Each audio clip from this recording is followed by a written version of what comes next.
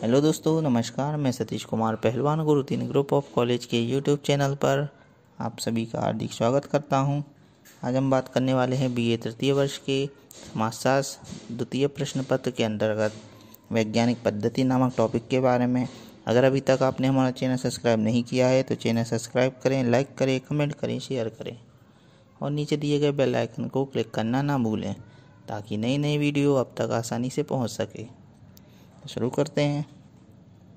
किसी भी सामाजिक घटनाओं के बारे में पूर्ण ज्ञान प्राप्त करने की दृष्टि से भौतिक घटनाओं के अध्ययन की भांति निरीक्षण परीक्षण की विधियों को अपनाया जाता है। यही कारण है कि सामाजिक घटनाओं का वास्तविक ज्ञान प्राप्त करने के लिए वैज्ञानिक पद्धतियों का अनुसरण किया जाता है। कार्ल पियर्सन ने स्पष्ट किया है कि सत्य तक पहुंचने के लिए कोई संक्षिप्त मार्ग नहीं है। विश्व का ज्ञान प्राप्त करने के लिए वैज्ञानिक पद्धति के द्वार से होकर ही गुजरना होता है। वास्तव में वैज्ञानिक पद्धति का द्वार मनगढ़ंत धारणाओं से मुक्त है और इस अर्थ में वैज्ञानिकता का प्रयोग किसी भी प्रकार की घटना के अध्ययन में, चाहे वह भौतिक हो या सामाजिक, किया जा सकता है। फिर भी सबसे पहले वैज्ञानिक पद्धति के अर्थ को भली भांति समझना अति आवश्यक होता है। अब बात करते हैं दोस्तों वैज्ञानिक पद्धति की परिभाषाओं के बारे में। तो सर्वप्रथम लुंडबर्ग के अनुसार व्यापक अर्थों में वैज्ञानिक पद्धति तथ्यों का क्रमबद्ध निरीक्षण, वर्गीकरण एवं विश्लेषण होता है। राउलेस के अनुसार वैज्ञानिक पद्धति सामान्य नियमों की खोज ही लक्ष्य प्राप्ति हेतु प्रविधियों की एक व्यवस्था है जो कि भिन्न विद्वानों से अनेक बातों से भिन्न होते हुए भी एक सामान्य प्रकृति को धारण किए रहती है। कार्ल पियर्सन के अनुसार वह व्यक्ति जो किसी भी प्रकार के तथ्यों का वर्गीकरण करता है, उनके पारस्परिक संबंध को देखता है तथा उनके अनुक्रमों का वर्णन करता है, वह वैज्ञानिक पद्धति का प्रयोग कर रहा है और विज्ञान का आदमी है। अब बात करते हैं दोस्तों वैज्ञानिक पद्धति की प्रमुख विशेषताओं के बारे में। तो विशेषताओं में सबसे पहली आती है सत्यापनशीलता। इसके अंतर्गत वैज्ञानिक पद्धति से सबसे महत्वपूर्ण विशेषता यह है कि इसके द्वारा प्राप्त निष्कर्षों की सत्यता व जांच का संरक्षण किया जा सकता है। कोई भी वैज्ञानिक समान परिस्थितियों में वैज्ञानिक पद्धति द्वारा प्राप्त निष्कर्षों की जांच कर सकता है और समान परिणामों पर पहुंच सकता है। उदाहरण के लिए, यदि वैज्ञानिक पद्धति का प्रयोग करके निष्कर्ष यह आता है कि विघटित परिवार बाल अपराध को प्रोत्साहित करते हैं, तो इस निष्कर्ष की जांच कोई अन्य वैज्ञानिक या व्यक्ति वैज्ञानिक पद्धति को अपनाकर कर सकता है और वास्तविकता का पता लगा सकता है। इस प्रकार वैज्ञानिक पद्धति की परीक्षा व पुनः परीक्षा की जा सकती है। दूसरी प्रमुख विशेषता है वैश्विकता या तटस्थता। वैज्ञानिक पद्धति में वैश्विकता का गुण विद्यमान होता है। कोई घटना निरीक्षण, वर्गीकरण और विश्लेषण के आधार पर जैसी दिखाई देती है, उसको उसी रूप में प्रकट कर दिया जाता है। इस संदर्भ में उल्फ ने ठीक ही कहा है कि समस्त ठोस ज्ञान प्राप्त की प्रथम आवश्यकता ऐसे स्पष्ट तथ्यों को प्राप्त करने का दृढ़ निश्चय व योग्यता से संबंधित है जो बाहरी स्वरूप मात्र प्रचलित विचार या व्यक्तिगत इच्छाओं से अप्रभावित हो। इस दृष्टि से वैज्ञानिक पद्धति में सही वास्तविक निष्कर्षों पर पहुंचने के लिए वैश्विकता को बनाए रखना आवश्यक होता है। इसका अभिप्राय यह होता है कि व्यक्तिगत घटनाओं का अध्ययन वैज्ञानिक पद्धति के द्वारा नहीं किया जा सकता। इसका अभिप्राय यह है कि चाहे कैसी भी परिस्थिति हो, वैज्ञानिक पद्धति के अनुसार उसके अध्ययन में वैश्विकता हर स्तर पर बनाए रखनी चाहिए। तीसरी विशेषता है निश्चयात्मकता। इसके अंतर्गत वैज्ञानिक पद्धति अपने आप में सुनिश्चित, सुस्पष्ट और विशिष्ट होती है। सभी वैज्ञानिक इसका सुनिश्चित व स्पष्टता से अनुसरण करके किसी भी समय सत्य की खोज कर सकते हैं। अर्थात यह पद्धति सभी वैज्ञानिक के लिए समान अवसर प्रदान करती है। निश्चयात्मकता या सुनिश्चितता के इसी गुण के कारण अनुसंधान की विधि पहले से निर्धारित हो जाती है और होने वाले निष्कर्षों का निर्णय सामग्री से विश्लेषण व विवेचन पर छोड़ दिया जाता है। चौथी विशेषता है सामान्यता। वैज्ञानिक पद्धति में सामान्यता गुण निहित होता है। सामान्यता दो अर्थों में देखने को मिलती है। पहली, वैज्ञानिक पद्धति ज्ञान की सभी शाखाओं के लिए सामान्य होती है।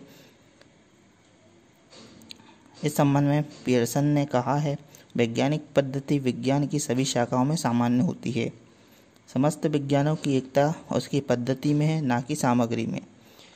दूसरे अर्थ में वैज्ञानिक पद्धति सामान्य सत्य को निकालने पर बल देती है। इसका अभिप्राय यह है कि वैज्ञानिक पद्धति के द्वारा जो नियम निकाले जाते हैं वह घटना के अंतर्गत किसी एक इकाई के लिए लागू नहीं होते, बल्कि समूह की सभी इकाइयों पर लागू होते हैं। जैसे यदि किसी बाल अपराधी का अध्ययन किया जाता है तो उसका अध्ययन एक व्यक्ति के रूप में नहीं, बल्कि बाल अपराधी समूह के प्रतिनिधि के रूप में किया जाता है। इस प्रकार उसके संबंध में जो निष्कर्ष निकाले जाते हैं उनको समस्त उस वर्ग या समूह पर लागू किया जाता है जिसका कि वह प्रतिनिधित्व करता है। लेकिन सामान्यतः यह नियम तभी लागू किए जाते हैं जबकि अन्य अव्यवस्थाओं या परिस्थितियों से पहले के समान बनी रहे। पांचवी विशेषता है भविष्यवाणी करने की क्षमता। वैज्ञानिक पद्धति में भविष्य की ओर संकेत करने का गुण पाया जाता है। वैज्ञानिक पद्धति के द्वारा निकाला गया आज का सत्य भविष्य में भी समान परिस्थितियों या अवस्थाओं में सत्य रहता है। इसका अभिप्राय यह होता है कि किसी घटना में होने वाले परिवर्तन या उतार चढ़ाव का पूर्वानुमान कार्यकरण का संबंध जान लेने पर ही संभव है।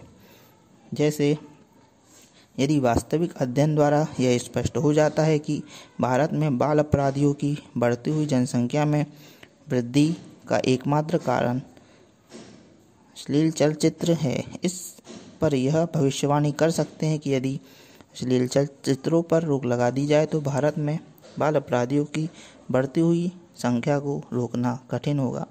यह भविष्यवाणी तभी खरी उतर सकती है जबकि अन्य चरण स्थिर रहें और केवल अश्लील चित्र या परिवर्तन लाने वाले कारक क्रियाशील रहे। छठवीं विशेषता है व्यवस्थित पद्धति। वैज्ञानिक पद्धति की एक महत्वपूर्ण व अंतिम विशेषता यह होती है कि अध्ययन में व्यवस्थित या क्रमबद्ध प्रणाली को अपनाने पर बल दिया जाता है, अर्थात तथ्यों की खोज व्यवस्थित या क्रमबद्ध तरीके से की जाती है। वैज्ञानिक अध्ययन की प्रत्येक प्रणाली के दो महत्वपूर्ण पक्ष होते हैं, पहला तकनीकी पक्ष और दूसरा तार्किक पक्ष। तकनीकी पक्ष सामग्री के संकलन से संबंधित होता है और तार्किक पक्ष तथ्यों के निर्धारण और निष्कर्षों के विश्लेषण से संबंधित होता है। तकनीकी और तार्किक दोनों ही पक्षों में एक निश्चित व्यवस्था क्रम या सिलसिले को बनाए रखा जाता है, क्योंकि इसी के आधार पर वैज्ञानिक अध्ययन की सफलता निर्भर करती है। इस दृष्टि से वैज्ञानिक पद्धति की व्यवस्था या क्रम अधिक महत्वपूर्ण व आवश्यक होते हैं। अब बात करते हैं दोस्तों वैज्ञानिक पद्धति के प्रमुख चरणों या सोपानों के बारे में। तो सबसे पहले थॉमसन का अनुसार वैज्ञानिक पद्धति के 6 चरणों को बताया गया। इसके अंतर्गत नंबर पहला है आलोचनात्मक व सतर्क अवलोकन द्वारा सामग्री का संकलन। दूसरा सामग्री की माप अथवा उसका सही रजिस्ट्रेशन। तीसरा सामग्री को व्यवस्थित करना, वर्गीकरण और सारणीकरण। चौथा सामग्री का विश्लेषण और संक्षिप्तीकरण। पांचवा काम चलाओ वैज्ञानिक उपकल्पना का निर्माण। छठवां नियमों तथा निष्कर्षों का निर्धारण करना। इसी प्रकार पी.वी. यंग के अनुसार वैज्ञानिक पद्धति के 4 चरणों के स्तरों को आवश्यक बताया गया। इनके अंतर्गत पहला काम चलाओ उपकल्पना का निर्माण करना। दूसरा सामग्री का अवलोकन, संकलन और लेखन। तीसरा लिखित सामग्री का श्रेणीबद्ध या कार्मिक वर्गीकरण। चौथा वैज्ञानिक सामान्यीकरण और नियमों का निर्माण।